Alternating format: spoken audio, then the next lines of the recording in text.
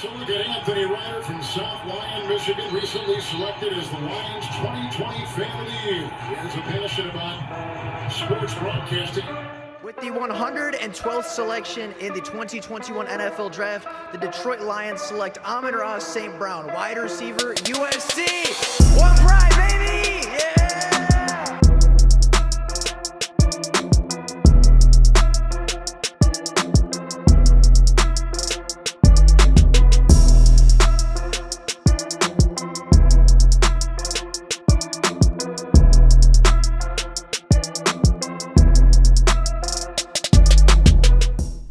What is going on, everybody? Welcome back to another Detroit Lions video. Now, the Detroit Lions last offseason addressed the cornerback position very heavily, drafting Ifeatu Melifonwu with the 101st overall pick late into the third round, and then addressing it twice more in undrafted free agency by signing both Jerry Jacobs and A.J. Parker to undrafted free agent contracts. All three of these players stepped up big time last year, as Ifeatu Melifonwu played in 7 games for the Lions, having 3 passes defended and 2 fumble recoveries. Jerry Jacobs played in 13 games, starting 7, with 7 passes defended and only allowing 1 touchdown against a very tough gauntlet of NFL wide receivers. And A.J. Parker started flat out at the beginning of the season as the nickel cornerback, playing in 13 games and coming away with 1 interception. The Detroit Lions did a very good job at identifying cornerbacks a season ago. The Lions coaching staff did a very good job of developing those cornerbacks a season ago, and I believe the Detroit Lions may have walked away from this year's class in undrafted free agency with the next name on that list, and that would be Virginia Tech cornerback Jermaine Waller. Jermaine Waller did, unfortunately for himself, fall out of the NFL draft, was not selected with any of the top 256 selections in this year's class.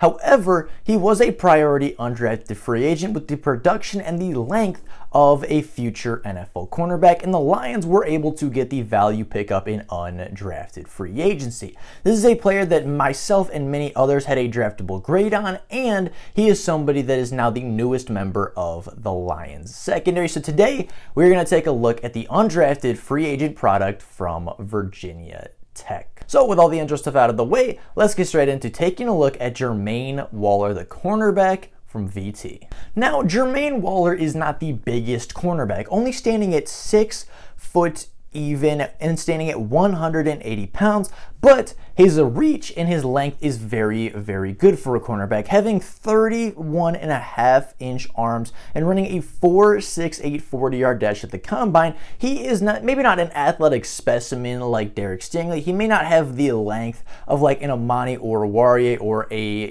Kyle Hamilton, but he has long arms. He has very good length for the cornerback position, and he uses that length to get a lot of pass breakups. And although he might not have 4.3 speed, 4.6, although it is a little slow for cornerbacks, isn't all that bad. You can survive in the NFL with 4.6 speed if you have the length like Jermaine Waller. Now, Waller played in 30 games for Virginia Tech, where he totaled over 109 tackles, 5.5 tackles for loss, 1.5 sacks, 7 interceptions, 17 passes defended, including 1 pick six and 1 forced fumble. He was a 3-year starter for the Virginia Tech Hokies and played alongside former first-round pick Caleb Fairley in 2019 and 2020, and then he took over the cornerback 1 role at Virginia Tech this season, where he came away playing in 12 games for Virginia Tech, totaling 46 tackles, 2 tackles for loss, 4 interceptions, 1 of those being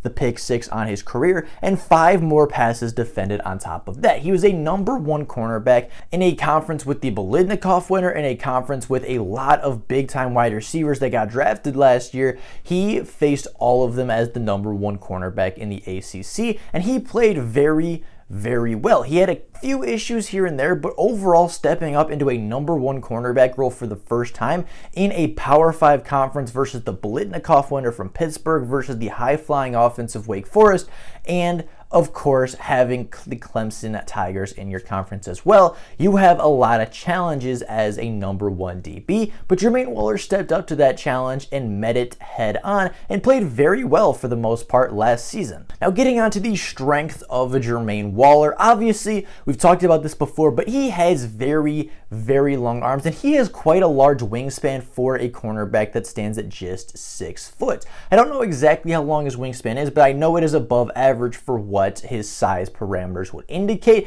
and he uses that length very, very well. He is physical at the line of scrimmage. He uses his hands and his long arms to engage and obviously press in man coverage, and that I think is where he really excels, is in press man, despite the lack of long speed. He is somebody that is physical at the line of scrimmage, presses really well, gets his hands on the wide receiver's chest, and disrupts the release heavily every single time he is put in that position. We saw it versus Justin Ross, we saw it versus Jordan Addison, we saw it versus every team pretty much that he played. He was a physical press man corner and did not allow the wide receiver to get a free release. And I think that's what Aaron Glenn, and I think that's what Aubrey Pleasant saw in Jermaine Waller that wanted to make him come to Detroit. They saw a tough, physical press man corner that can step up and play against some of the top wide receivers in college football. Saw a cornerback that was tested, saw a cornerback that's played as the number 2 and the number 1, saw a cornerback that's played on the boundary and a little bit in the slot, and they saw somebody that is willing to fight for every single yard. They're willing to fight for every single ball, and even though they're an undrafted free agent, they're not afraid to come in and compete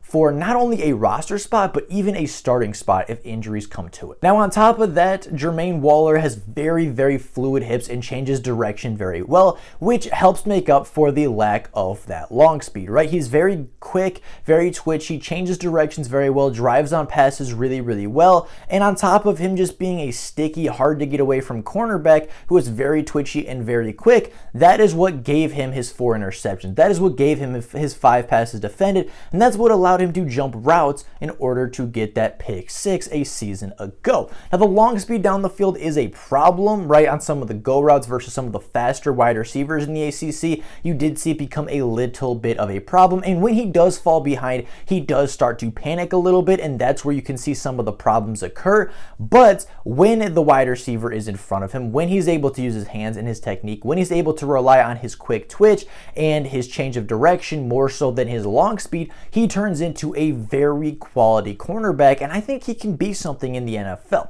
Now, getting on to the negatives, again, he doesn't have the long speed, which is concerning. He's not always able to keep up with some of the faster wide receivers down the field, but I would say the times that he was able to do so outnumbered the times that he was not able to do so. But where he really came into problems and where he really saw trouble was with the penalties and was panicking down the field. Jermaine Waller finished the college football season with multiple pass interference penalties that extended drives and extended plays for the opposing offense. And those are things that absolutely have to be cleared up. I believe he had 3 DPIs against the Texas Longhorns a season ago and had multiple other DPIs in other games where it just wasn't necessary, right? He was in a good position. He had an opportunity to even get a pick or a pass defended, but he panicked and didn't trust his technique, and the wide receiver had a step, so he committed pass interference, which in college football is just a 15-yard penalty, and it stinks, and you move the chains, and it is what it is.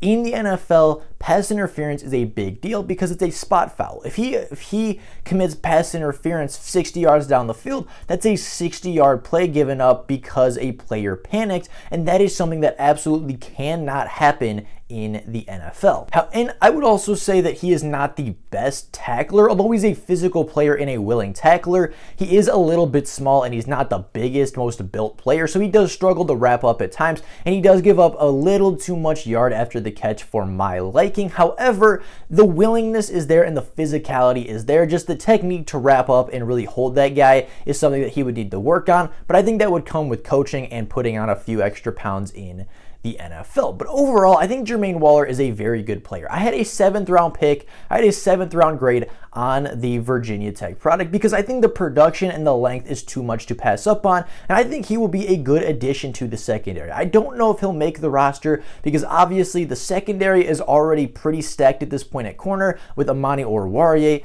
Jeff Okudah, AJ Parker, Jerry Jacobs, Ifeatu Melifonwu, Chase Lucas, all of whom are on rookie contracts still, as well as the free agent signing of Mike Hughes.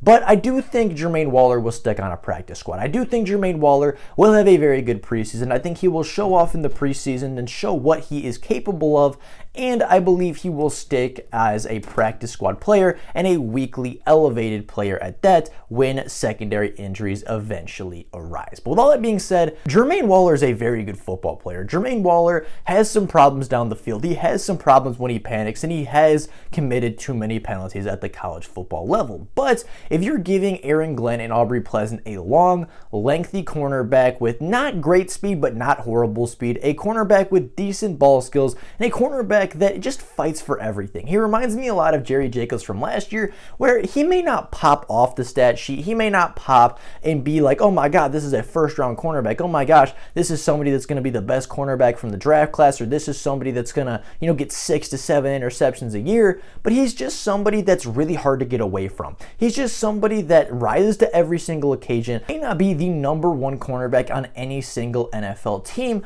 but he's going to be somebody that competes. He's going to be somebody that works hard, and when or if his number is called in the 2022 NFL season or beyond, he is somebody that is going to step up to the challenge, somebody that may not be a household name, somebody that you might not buy the jersey of, but at the end of the day, he's going to fight, he's going to scratch, he's going to claw, and he's going to earn every single rep that he's going to get next season. If he's put into a starting role, I think he's going to play like Jerry Jacobs, where Jerry Jacobs, he's not the biggest, he's not the fastest, and he's certainly not the strongest, but he's just a sticky, hard to get away from corner that works hard and is just ready to play with anybody. And that's the kind of player I think Jermaine Waller will be for the Lions. But with all that being said, that is all for you guys today. Thank you all so much for watching, and until next time, and as always, go Lions.